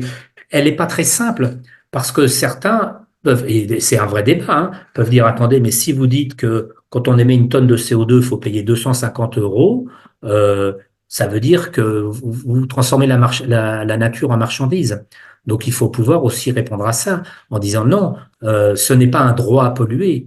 C'est l'idée de mettre en place une fiscalité suffisamment élevée pour que les entreprises ne puissent plus produire de cette façon-là, pour que ça leur coûte trop cher et qu'elles soient obligées de revenir vers des logiques de circuits courts, réduire les surproductions, remettre en cause, par exemple, les livraisons en juste à temps. Ça aussi, ça fait partie des actions qui peuvent être menées en disant, ben, c'est terminé. Les grandes plateformes logistiques, on arrête ces affaires-là. Vous allez arrêter de stocker des dizaines de millions de produits dans des plateformes géantes dans lesquelles il y a une vingtaine d'emplois à l'hectare, pas plus, et il y en aura une dizaine dans quelques années avec les véhicules à délégation de conduite. On sort de ça et on revient au mécanisme d'avant la Redoute 48 heures. Quand j'étais jeune, hein, il y avait la Redoute qui s'engageait à livrer chez soi en 48 heures. Maintenant, Amazon s'engage à livrer chez vous avant même que vous ayez eu l'idée de commander, pratiquement. Donc ça, ben, c'est quelque chose qui peut faire le lien entre une contrainte sur l'entreprise et une contrainte aussi sur le consommateur en disant, voilà, ben, cette robe ou ce téléphone, hein, parce que sinon, si je dis robe, on va voilà. Donc, je vais dire un truc masculin, bon, ben, une arme de guerre, hein, voilà. Et ben, imaginons les États-Unis, ben, vous ne l'aurez pas, vous n'avez pas besoin d'être livré en 24 heures, ça prendra le temps de venir, ça viendra dans des bateaux dont d'ailleurs, les moteurs ont été changés pour ne plus utiliser du fioul lourd, ça va mettre 3 semaines pour arriver. Donc voilà, ça fait partie des choses sur lesquelles un parti politique peut intervenir. Intervenir aussi sur les logiques d'aménagement. L'étalement urbain, ça pose des problèmes. Le prix du foncier, l'absence de maîtrise foncière par les collectivités, le fait que ce soit des promoteurs immobiliers qui font les villes, ben les promoteurs, ils vont cibler des prix du mètre carré, ça va éliminer les gens les plus modestes. Les gens les plus modestes, ben, ils vont aller vivre au fin fond du Médoc, dans des maisons mal isolées. Ils vont avoir donc des coûts de voiture, des coûts d'électricité. Tout ça, un parti politique peut parfaitement en parler. Mais s'il se limite, s'il n'a que le comportement du consommateur à mettre en avant, il présente aucun intérêt. En réalité, en tant que parti politique, il n'est qu'une sorte de prédicateur. Je dis les choses de façon délibérément un peu provocatrice, mais il n'y a aucune malveillance hein, dans mon propos. Hein, je dis ce que je constate. C'est vraiment un sujet sur lequel je travaille depuis de nombreuses années. J'ai présenté le livre dans des tas d'endroits, notamment à des jeunes, dans des universités, etc. Et je sens bien qu'il y a une lassitude des discours sur le comportement du consommateur. Il y a des jeunes qui sont prêts à se sacrifier à titre individuel, donc qui sont dans un altruisme total. Il y a des jeunes qui sont vraiment déprimés, hein, ce qu'on appelle la solastalgie. Il y en a beaucoup. Et il y en a d'autres qui maintenant s'en fichent. Ils veulent plus entendre parler de ça. Et donc, je pense que pour l'ensemble, il faut revenir sur des projets de nature politique. J'ai été long. Oui, mais c'est toujours aussi Oui. intéressant. Je vais rebondir tout à l'heure là-dessus, mais avant, je souhaite laisser la parole à Bertrand, qui lève la main également. Oui, merci. Je voulais insister sur une dimension qui n'a pas été évoquée. Déjà, merci beaucoup, Philippe, pour ces clarifications, ces chiffres, ces dates, le nom des personnes qui ont compté finalement pour écrire cette histoire qui nous obsède aujourd'hui. Et donc, le terme qui n'a pas été mentionné et qui fait référence, comme j'essayais de de le faire tout à l'heure, à la manière dont le vivant fonctionne, la manière dont le vivant consomme des ressources, se transforme, évolue, croît pendant une certaine période, puis s'arrête de croître, puis se régénère de manière systémique par des interactions multiples. Pour moi, cette vision d'une économie régénératrice, elle est bel et bien inspirée de la nature. Et quand j'entendais tout à l'heure la réaction à propos du terme de métamorphose, que la métamorphose, peut-être ça ne suffit pas parce que c'est trop progressif, ainsi de suite. La vertu essentielle que je trouve pour ma part dans la métamorphose, c'est le fait qu'elle est régénérative. Quand une chenille arrive à son dernier stade larvaire, avant de fabriquer son cocon, de rentrer en dormance dans sa chrysalide, elle ne perd rien. C'est-à-dire, en fait, tout ce qui est constitué, tout ce qui a été constitué, stocké par le métabolisme de cet individu dans sa dernière étape de métamorphose, ben, n'est pas jeté. Et j'ai vraiment le sentiment que il faut absolument reconsidérer notre économie linéaire dans laquelle on jette, en fin de compte, tout ce qui a été consommé dans les ressources naturelles en voie d'épuisement. Et de ce point de vue-là, le modèle de la métamorphose est intéressant et, à mon sens, devrait être exploité davantage, notamment dans cette logique régénératrice qu'on perd totalement de vue en réfléchissant à l'économie uniquement en tant qu'humain, comme si on était, voilà, toujours comme si les ressources étaient inépuisables et qu'on était les maîtres du monde. Donc voilà, juste une clarification et une envie d'élargir un peu le champ sémantique de cette soirée. Merci. Alors, la mauvaise nouvelle, c'est que je trouve la question hyper intéressante et qu'il me faut quelques minutes pour donner mon point de vue. Christine, je peux? Mais oui, on a jusqu'à 20h, je crois, hein. Donc, en fait, ça renvoie aussi à la question, l'homme, c'est à la fois un être de nature, nous sommes des animaux, mais nous sommes aussi des êtres de culture. Voilà. Donc, ça renvoie à cette question-là. Et ça fait qu'il y a chez nous une spécificité, il y a quelque chose de spécifique, il y a quelque chose de commun. La spécificité, c'est l'action consciente. Évidemment, les animaux ont une action consciente également, mais on a aussi une action consciente collective, anticipative, qui fait que nous savons, nous sommes en mesure de savoir, par exemple, que nous prenons le risque d'épuiser l'écosystème dans lequel nous vivons. Hein. On a les moyens intellectuellement de comprendre. Donc on a la conscience. On a en commun avec les autres animaux les rapports de domination, les inégalités, ne serait-ce que les inégalités de taille, etc., etc. Donc on a cette dualité-là, qui est un sujet que énormément de sociologues, d'ethnologues, d'éthologues, c'est-à-dire les gens qui travaillent sur le comportement animal, énormément de gens travaillent sur ces sujets en disant l'humain, sa conscience très riche fait qu'il a un comportement différent des autres espèces animales. En principe, il a les moyens de comprendre les conséquences de ce qu'il fait, mais il est marqué par un autre aspect qui n'existe pas autant chez les autres espèces, c'est les inégalités. Dans les autres espèces, on a des inégalités morphologiques de taille. On a des mâles dominants, hein, des mâles alpha, ils sont plus grands, plus costauds, etc., etc. Donc, ils peuvent imposer leur modèle à un petit groupe.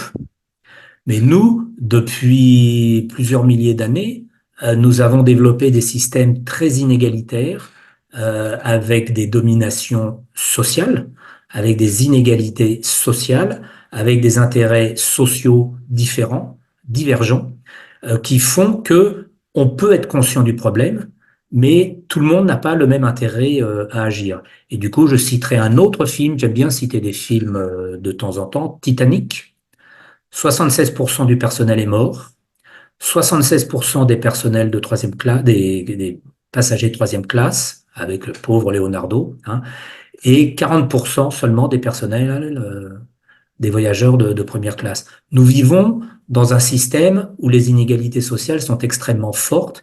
Ça veut dire quoi? Ça veut dire que les intérêts peuvent être complètement divergents. Et là, nous sommes dans un système social où il y a des divergences d'intérêts considérables, notamment autour du profit. Ce que je dis, moi, c'est qu'il faut une sobriété du profit. Nous sommes dans un modèle économique qui est très gourmand en CO2, à la limite de l'obésité, qui est économe en emploi, notamment en emploi qualifié, mais qui est très riche en profit.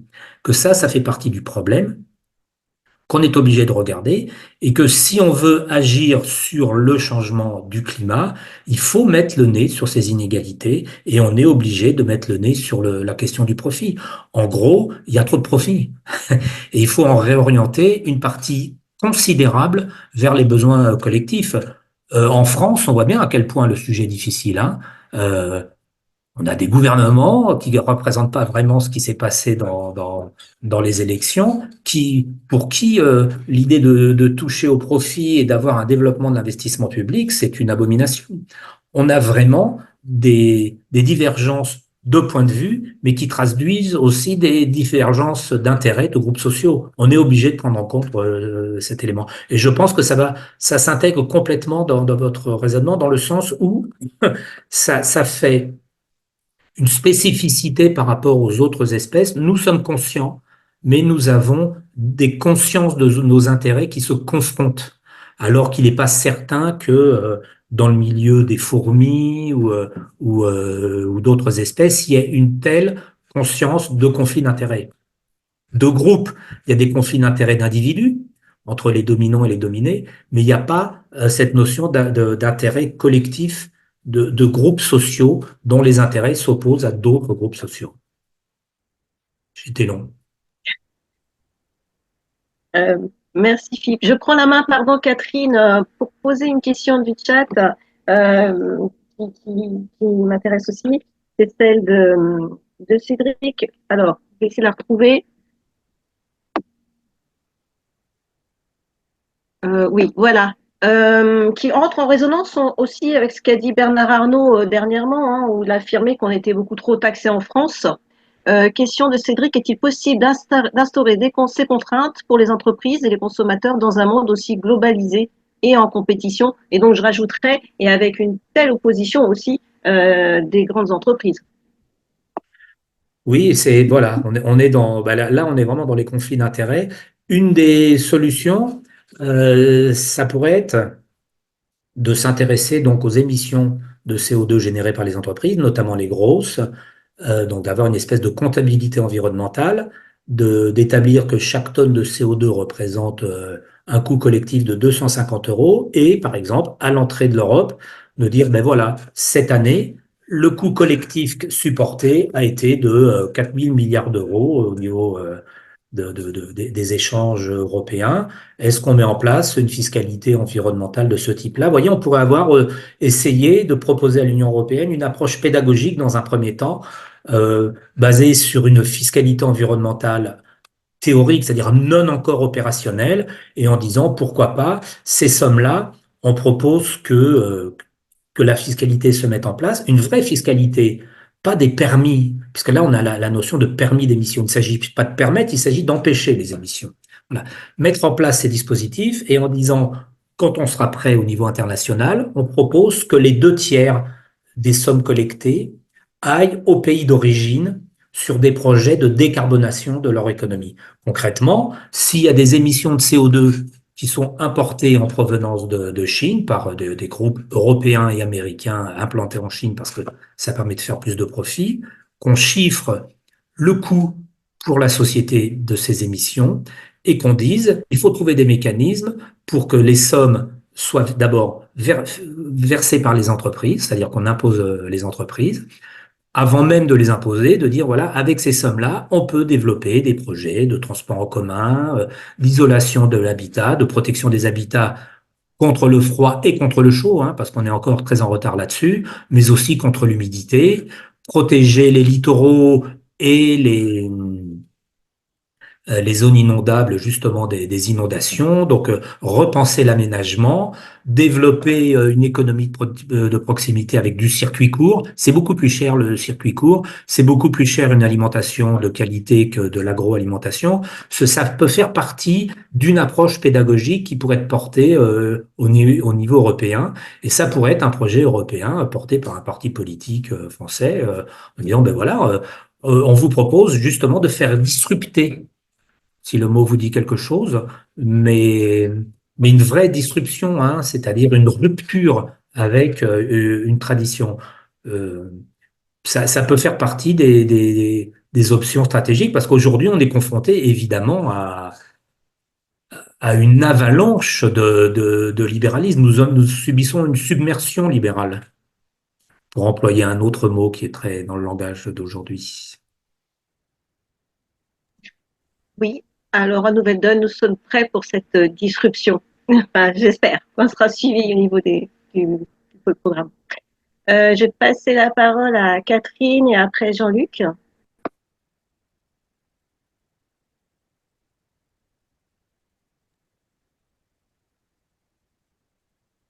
Pas de micro. Catherine, il faut que tu mettes ton micro. Pas de micro, pas de chocolat.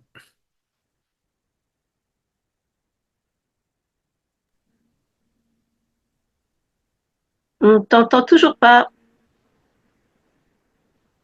Ça doit être sur le clavier un bouton en haut à gauche, normalement. Bertrand Montfort Ça disait y est, voilà, j'avais beaucoup de mal, je sais pas, il voulait pas, j'appuyais, il voulait pas se remettre en route, désolé. Mon intervention était plutôt, aurait mieux convenu immédiatement après la précédente, parce que du coup, je voulais pondérer un petit peu les propos qui concernaient on va dire, les qualificatifs de l'espèce humaine. Donc là, ça va retomber un petit peu à plat après juste les propos que viennent de te dire Philippe Nikonov. Je voulais quand même un petit peu pondérer nos capacités d'espèce, parce qu'il ne faut jamais oublier qu'on est une espèce d'abord néoténique, donc on arrive de façon extrêmement immature et on garde cette immaturité jusqu'au bout. C'est vraiment...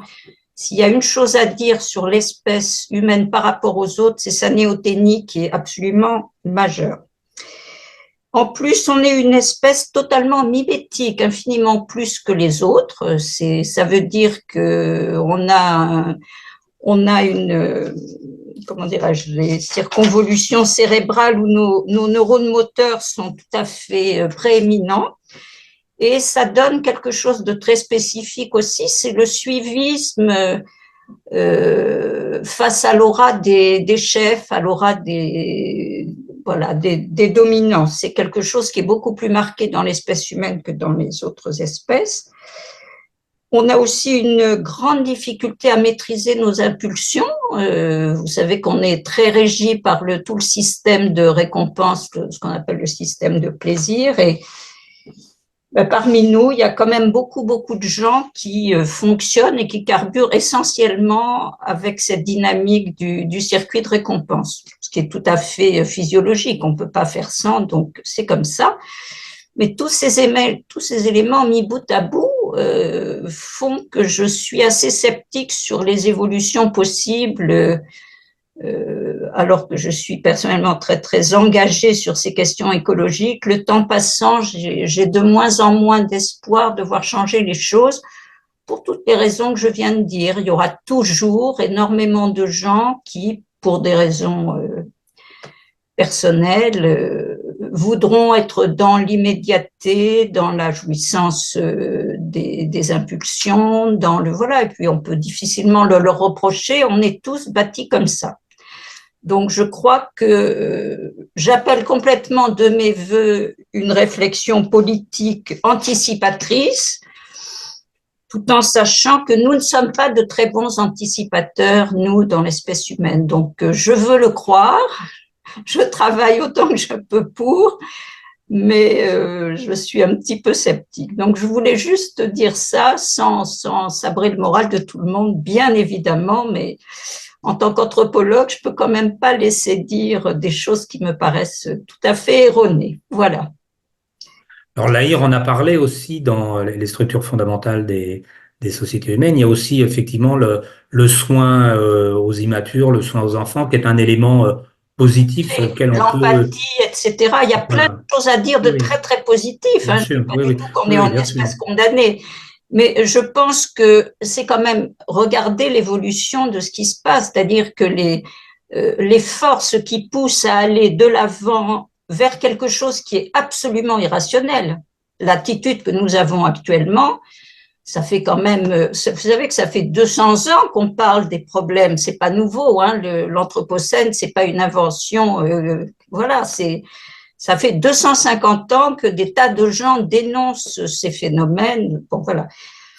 Bon, il n'y a pas eu beaucoup de marche arrière ou de gens qui ont décidé de s'arrêter en tirant le frein à main moteur, hein, pas beaucoup. Donc, je crains, hélas, que ce soit, il faut être dans ce processus, bien évidemment, il faut aller de l'avant, mais je ne suis pas sûre que ce soit intrinsèquement suffisant. Voilà, c'est ce que je veux dire. Mais on ne perd pas courage, politiquement, il faut y aller. Oui, en tout état de cause, il ne faut pas renoncer, oui. Voilà. Absolument. Merci Catherine. Philippe, je pense que je vais… Non, ben là-dessus, effectivement, Voilà. il y a ces aspects-là. Je citais l'AIR, voilà, mais on ne va pas rentrer dans Ouais. ce débat-là, quoi. Mais je suis Après, d'accord je avec pourrais ses donner limites, mon point… hein. Pardon, Pardon. désolé. Je pourrais donner mon point de vue de professeur des étés tout à l'heure sur la partie animale. Mais je vais commencer par passer la parole à Jean-Luc. Bon, vous m'entendez? Oui. Oui. Il y a une chose qui m'a interpellé dans votre présentation. Vous avez fait une présentation d'économiste. Vous avez beaucoup insisté sur les aspects économiques liés au changement climatique, les coûts cachés ou les coûts non pris en compte. Et vous avez dit c'est avant tout un problème politique. Mais quand vous avez dit, enfin, j'ai perçu que quand vous avez dit que c'était un problème politique, vous revenez très souvent, enfin, vous revenez, pour vous, je comprends que pour vous, le problème politique est un problème économique, puisque vous revenez à l'entreprise, à la production. Donc, vous avez dit que ça n'était pas un problème technique. Moi, je pense que c'est un problème technique. D'autres pourront dire que c'est un problème sanitaire à cause du réchauffement climatique et des conséquences sur la santé. D'autres pourront dire que c'est un problème sécuritaire à cause des problèmes de migration. Et en fait, j'ai l'impression que la vérité, en tout cas, ce qui m'a vraiment beaucoup touché et plu dans ce que vous avez dit, c'est que vous avez dit que c'était un problème politique. Pour moi, un problème politique, c'est un problème transverse, c'est-à-dire économique, social, technique, sécuritaire. Est-ce que vous ne pensez pas, justement, pour revenir au thème de la conférence, que si nous n'anticipons pas et si les choses n'avancent pas au rythme où on le voudrait, est-ce que c'est parce que, justement, il n'y a pas assez de concertation entre économistes, médecins, enfin, les personnes qui travaillent dans le domaine de la santé, de la sécurité, dans la technique. Est-ce qu'il n'y a pas, est-ce que ce qui ne fait pas défaut, c'est une approche vraiment transverse pour définir et mettre en place des solutions?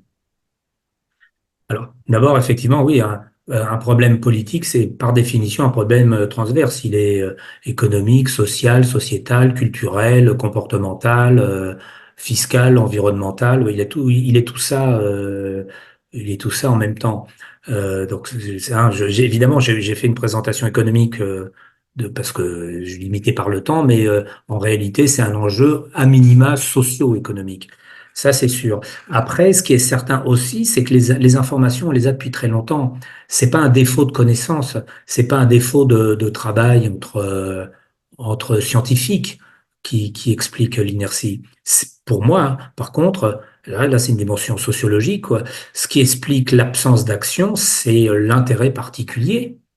Il y a un système productif où on gagne beaucoup plus d'argent en émettant du CO2 comme en n'émettant pas. Il est beaucoup plus rentable de délocaliser sa production en Chine ou en Inde, peu importe, hein. Quand on est une entreprise européenne ou américaine, c'est beaucoup plus rentable que de produire dans son pays d'origine. Et le système économique fait que si vous ne le faites pas, vous savez que votre concurrent va le faire, que ses coûts de production vont être plus faibles et qu'il va vous prendre vos marchés. Donc pour moi, on a cette question-là qui est un véritable enjeu. C'est ça qui est l'enjeu politique aussi. C'est notre modèle économique. Finalement, il atteint ses limites. Ça ne veut pas dire qu'il faut sortir du capitalisme, hein. C'est absolument pas, ou inventer une utopie délirante. C'est pas du tout ce que je dis. Mais Ce qui a changé, c'est qu'aujourd'hui, on sait que la stratégie individuelle des entreprises a des effets collectifs délétères et que donc, il faut trouver un système pour encadrer ces stratégies d'entreprise. Individuellement, chaque entreprise a intérêt à délocaliser si elle sait que son concurrent est capable de le faire et qu'elle produira un peu moins cher qu'elle. Et si elle doit générer 1 million de tonnes de CO2 ou 10 millions ou 100 millions de tonnes de plus en délocalisant, mais si ça lui fait gagner 1% sur ses prix de vente, sur ses coûts de production, elle le fera, parce que c'est son intérêt logique. Donc c'est ça le sujet pour moi, le sujet central sur lequel on doit être. C'est un sujet politique qui n'est même pas économique. Évidemment, il y a des chiffres derrière, mais derrière, il y a des intérêts sociaux qui s'opposent. Et ça, c'est un sujet qui est absent dans le débat climatique. Les inégalités, c'est pour ça que dans le titre de mon bouquin, il y a la question des inégalités. Les inégalités sociales sont incroyablement absentes du sujet, et du coup, on en fait effectivement un sujet purement technique. Alors que la technique, on en a besoin, mais on en a besoin dans un cadre politique. On n'en a pas besoin comme un absolu mythique ou mystique, si vous voulez. C'est la technique appliquée à des objectifs stratégiques et politiques des États et des citoyens. Vous voyez, pour moi, il y a une interdépendance, mais avec une priorité stratégique à la notion de choix politique pour d'une certaine façon, mettre des grains de sable dans le fonctionnement de ce système économique qui est trop parfait. Le capitalisme a atteint une forme de perfection, il n'y a quasiment plus aucune contrainte. Les États sont tout à fait dominés par les groupes internationaux qui peuvent décider de délocaliser, de supprimer des emplois, etc., etc. Et donc, on est confronté à ce sujet-là. Et tant qu'on ne parlera que du comportement des consommateurs, on ira dans le mur. Ok, merci Philippe. Pardon ? On va peut-être passer à la dernière question du public par Georges Hervé.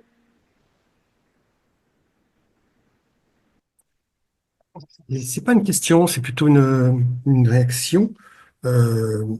J'ai tout entendu ce qu'on a dit ce soir et bon, je vous rejoins, on va se dire totalement. Par contre, j'ai l'impression qu'on essaie de rééquilibrer un système mortifère avec les propres règles de ce système. Et là, j'ai du mal à y croire. En plus, les gens qui maîtrisent ce système ont tous les pouvoirs, toute l'intelligence, tous les moyens pour ne pas être contrecarrés. Einstein disait, on ne résout pas un problème créé par un système avec les propres règles de ce système. Même indépendamment de ça, là, j'ai entendu parler que d'économie. L'économie, c'est pas une science naturelle, c'est pas une science mathématique, c'est une politique, c'est un choix qui résulte en amont d'un choix de vie. Et là, on n'en parle pas beaucoup. Un petit peu quand Cyril parle de choix humain, quand il parle de désacralisation, de profit, de l'entreprise, là, on est dans un choix de vie. Quel rapport à la vie, quel rapport à l'autre, quel rapport à la nature. Et là, je pense que la question de tout ce qu'on dit là me semble être en aval de ces questions de choix de vie. Et si on les fait pas, ces questions de choix de vie, je ne vois pas comment on sera efficace dans toutes ces questions économiques dont on parle aujourd'hui. On doit avoir un changement de rapport à la nature, à la vie, à l'autre. Après, je rejoins Catherine, la nature humaine risque bien de nous battre, quel que soit le point d'attaque qu'on aura, malheureusement. Ça appelle une réponse de ma part ou... Oh non, c'est une réflexion après, as you want.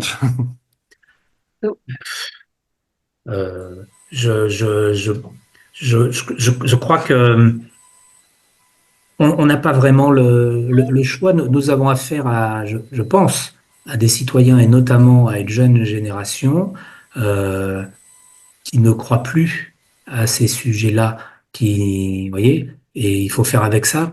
C'est-à-dire, on est vraiment les marges d'action sont extrêmement limitées. Moi, je parle d'économie, effectivement. Je parle d'utiliser en gros, les armes du capitalisme et de les retourner contre lui, d'une certaine façon. En l'occurrence, le calcul, la fiscalité, l'impôt, etc. Mais est-ce que c'est vraiment les armes du capitalisme? Est-ce que l'impôt Et c'est plutôt l'inverse. Le capitalisme est un système aujourd'hui, le capitalisme contemporain, et supporte pas l'impôt, supporte pas l'État, supporte pas les régulations. Donc je pense que tous ces mécanismes-là sont très mal perçus. Voilà. Après, effectivement, on peut, bien sûr, individuellement notre rapport à la nature, à notre environnement, nos priorités, ça devrait être ça la clé du fonctionnement. Mais dans les faits, ça ne marche pas comme ça. C'est-à-dire que c'est une infime minorité de gens qui prend ce sujet-là comme le cœur de son fonctionnement. Mais c'est la réalité, c'est pas ce que je veux, mais c'est comme ça que ça fonctionne. Aujourd'hui, c'est une infime minorité qui considère que ce fonctionnement, cette course à l'abîme, cette course à la consommation est complètement insensée, qu'elle est antinaturelle. Ça, c'est une minorité de la population et la minorité des citoyens qui s'y intéressent. Donc, on a une marge très étroite pour agir. Je pense qu'on est effectivement obligé de remettre en avant des mécanismes politiques pour peser. Et ces mécanismes, ils sont plus économiques parce qu'il n'y a pas un mécanisme sociologique, on pourrait dire, qui pourrait être opérationnel. Ce sont des mécanismes par la loi, par la fiscalité, par la réglementation, pour parasiter ce système économique. On n'a pas trop d'autres choix. Je pense que euh, dans l'idéal, ce que vous dites, je suis parfaitement d'accord. Les humains devraient fonctionner comme ça. Ils devraient être capables de gérer, on va dire, leur stock de dopamine. Mais ça marche pas comme ça. Donc, on a des mécanismes de récompense qui nous poussent à la consommation. On est incité à ça par les réseaux, par l'intelligence artificielle, etc. Et une infime partie de la population réussit à se détacher de ça, mais c'est vraiment une infime partie de la population. Et on peut le vouloir, mais ça n'agira que sur une toute petite partie de la population et ça n'aura pas d'effet sur la société. Donc, je ne vois pas d'autre solution que de se décaler vers le politique. Merci Philippe. Je vais rajouter, pardon Christian, je te passe la main tout de suite après. Je vais rajouter une pièce dans la machine par rapport à, à cet effet un peu déprimant. En fait, c'est surtout les ultra riches en plus qui vont devoir faire le maximum d'efforts, ceux qui sont pas habitués à faire des sacrifices au quotidien. Enfin, parce que c'est eux qui consomment le plus de matières premières. J'ai plus les chiffres, mais je crois que c'est 10% des plus riches qui émettent 50, plus de 50%. 66%, 66% des émissions. Des émissions de gaz à effet de serre. Donc, c'est aussi là qu'il va falloir agir et ça va être le plus compliqué. Surtout, voilà, on n'a pas beaucoup le sens du sacrifice au quotidien. Pour autant, ce système de récompense qui est activé, en fait, il est activé qu'on prenne du sucre ou qu'on prenne des drogues. C'est le même système de récompense qui est activé. Et on peut se sortir des drogues et on peut se sortir des addictions. Donc, on peut, si on a la foi et si on continue de travailler dans ce sens, peut-être arriver à quelque chose. Et j'y reviendrai tout à l'heure. Mais pour l'instant, je vais laisser la parole à Christian qui, je crois, est plutôt pessimiste. Oui, on m'entend? On m'entend? Tout à fait. Oui, bon, en gros, oui, en effet, je vais rajouter une grande louche de pessimisme. Ce que je veux dire, c'est que Philippe disait qu'en gros, nous sommes une somme algébrique de volontés individuelles qui sont hétéroclites et contradictoires. On est bien d'accord. Le problème, c'est qu'il y a, enfin, un des problèmes, pardon, excusez, c'est qu'il y a dans les raisonnements qui sont planétaires, des guides religieux ou philosophiques, je veux dire, je mets sur le même plan le communisme intégral ou une pensée religieuse qui serait forcément négative pour le reste, c'est-à-dire en gros des totalitarismes de tout poil. Ce qui se passe, c'est que on a quand même ça doublé d'un individualisme forcené, même pour des gens qui sont dans des civilisations complètement différentes. On ne peut pas tout voir à notre système de raisonnement à nous. Quand on pense que l'élection d'un président des États-Unis a été en grande partie pas manipulée, mais fonction de pensées religieuses qui sont un peu bizarres, et que c'est vrai ailleurs, et qu'en Chine, par hasard, par exemple, avec un système complètement différent, on a aussi du suivisme induit de manière forcenée. Quand on pense que M. Poutine est quand même lui-même toujours porté au nu par une grande majorité des habitants j'allais dire de l'Union soviétique, parce que je pense qu'on y revient pas mal, C'est vrai. je suis un petit peu désespéré. Enfin, un petit peu, non. Merci. Alors, un mot? Oui, oui, oui, on a encore un peu de temps. Il est arrivé que des gens sautent en parachute, leur parachute ne s'ouvre pas, mais qu'ils s'en sortent quand même avec de la chance, en atterrissant sur des arbres doux dans des forêts, en y mettant le dos, etc. Et voilà. Ceci pour dire que euh, la, la- il y a toujours des possibilités d'action. Ce qui est sûr, c'est que l'action seulement individuelle ne réglera pas le problème. Je pourrais prendre une petite image, celle du contrat social. Euh, dans la logique libérale, finalement, les contrats individuels de chaque individu avec les entreprises, ça fait le contrat social. Cette somme d'intérêt particulier ferait l'intérêt général. C'est le cœur de la logique libérale. Le contrat social, c'est vraiment autre chose. Une dimension citoyenne beaucoup plus forte. Et la France a quand même une histoire riche, forte, avec la notion de contrat social, avec la notion d'intérêt commun, avec la notion de bien commun. Ce sont des sujets qui parlent encore à énormément de gens. Et je pense que c'est par ça qu'il faut essayer d'agir. Bien sûr que aujourd'hui, la situation, elle est bloquée, le Trumpisme est dominant, etc. Mais l'histoire montre aussi que quand des gens raflent la mise sur une élection, les attentes sont considérables et la réalité n'est pas conforme aux attentes. Et donc, il y a aussi des retours de bâton dans ce sens-là. Je pense que c'est justement dans ces moments très difficiles et qu'il faut arriver à proposer des champs différents. Il y a un proverbe russe qui dit c'est dans les eaux les plus calmes qu'on voit le mieux les poissons frétiller. J'ai dit russe, hein, j'ai pas dit ni soviétique ni stalinien, hein, russe paysan d'il y a longtemps. Et ben justement, ça veut dire quoi? Ça veut dire que dans des situations où il y a rien de nouveau qui émerge, même dans des situations très difficiles, des idées nouvelles, différentes, peuvent faire leur chemin. Voilà, l'avenir n'est jamais écrit en tout état de cause. Et je pense qu'il y a la réalité sociale et sociétale, elle est là. Ce mécanisme du capitalisme livré à lui-même et libre d'absolument tout faire est un mécanisme structurellement inefficace. Si on met l'accent là-dessus en disant, ben voilà, on regarde, on essaie de comprendre ces mécanismes économiques et sociaux et politiques, on essaie de les comprendre et on fait des propositions, c'est quelque chose qui peut petit à petit faire sa place. Je suis aussi inquiet, mais je ne dis pas que la partie est perdue, mais elle n'est pas facile. On a le même constat, effectivement. Sans transition. Alors, s'il y a des personnes dont je n'ai pas reporté les propos qui sont dans le chat, merci de me le rappeler. On va finir.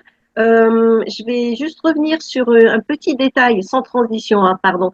C'est Félix qui souligne que, attention, avec les 1% des riches de la planète qui émet 66% des gaz à effet de serre mondiaux, à l'échelle de l'humanité, en France, nous faisons partie des 1%.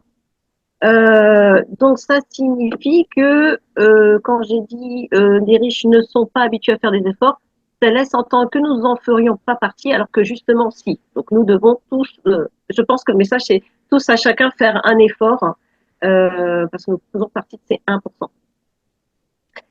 Est-ce que c'est ça? Félix, corrige-moi si j'ai dit une erreur. Ou Philippe, si je me suis trompée. En fait, ça dépend parce que dans les Français, il y a des gens qui émettent peu de CO2 parce qu'ils ont un niveau de consommation très faible, parce qu'ils ont un revenu très faible. Mais il y a aussi des gens très pauvres qui émettent beaucoup de CO2 parce qu'ils sont obligés d'utiliser des voitures très polluantes parce qu'ils habitent loin de leur lieu de travail, parce qu'ils n'ont pas les moyens de se payer un appartement proche du lieu de travail, parce qu'ils n'ont pas de métro, parce qu'ils habitent une maison dont ils sont locataires, ils n'ont pas les moyens de l'isoler, c'est des passoires thermiques, donc ils consomment également énormément d'énergie. Donc on va dire qu'en quantité de CO2, ils vont émettre beaucoup de CO2, mais parce qu'ils sont pauvres. Mhm. Donc c'est Involontairement, quoi. oui, Malgré c'est les... ça. C'est des émissions contraintes parce qu'ils n'ont pas la possibilité. Moi, j'ai des revenus. Ben, voilà, j'ai une pompe à chaleur, j'ai isolé ma maison, j'ai des doubles vitrages. Je suis persuadé que ma maison, elle émet peut-être 5 fois moins j'ai besoin de peut-être 4 ou 5 fois moins d'énergie que quelqu'un qui habite dans le Médoc et qui a 4 fois moins de revenus que moi. Donc, Puis même sans habiter dans le Médoc, oui, bien je sûr. pense que le terme de sobriété, parler de sobriété aux Gilets jaunes, c'est compliqué en fait. C'est Ben, compliqué. il y a des gens qui sont déjà sobres ou qui ne le sont pas parce qu'ils sont contraints. Oui, On peut faire le cumul. Ils ont peu d'argent, donc ils vont manger de la malbouffe. Donc ben, cette malbouffe, elle est importée, donc il y a beaucoup d'émissions de CO2, etc., etc. Bon voilà, donc c'est quand même plus complexe que ça. Les 1%, c'est pas forcément les pays riches contre les pays pauvres. Il y a les riches des pays riches, il y a les pauvres des pays riches, il y a les riches des pays pauvres et les pauvres des pays pauvres. Il y a des inégalités sociales et territoriales et c'est les deux qui font partie du sujet politique pour un parti politique, pour moi. tout à fait. Alors Jean-Louis demande si tu as un problème avec le Médoc, puisque tu cites Non, le j'y Médoc. vais souvent, notamment y chercher des champignons. J'adore le Médoc. Et pour tout vous dire, j'ai présenté dans une librairie il y a quelques mois mon bouquin et j'ai voulu justement aller fouiller. Moi, je travaille beaucoup sur les données territoriales et donc je leur ai fait une analyse comparative du Médoc avec Courbevoie et ça les a beaucoup intéressés. Non, j'ai pas de problème avec le Médoc. Je pense qu'il y a beaucoup de gens très malheureux et qui se trompent lourdement dans les solutions qu'ils envisagent, mais ils se trompent vraiment. C'est pour ça qu'il faut leur parler. Ok, eh bien, merci beaucoup Philippe. Je pense qu'on va finir là-dessus. Ce que je retiens de cet échange, c'est surtout, bah, il ne faut pas renoncer. Et que face à l'éco-anxiété, je tiens à préciser que Georges Monbiot, qui est éditorialiste au Guardian, lui, ce qu'il propose, c'est de créer un nouveau récit. On a besoin d'un nouveau récit. Donc, à nous de le constituer Mhm. et à Nouvelle Donne, de faire cette métamorphose. Tout à fait. Ben, Merci, merci. merci à Philippe pour sa générosité, sa présence ce soir. Merci à vous toutes et à vous tous pour vos questions et votre intérêt pour ces questions. Bonne soirée et à bientôt. Merci.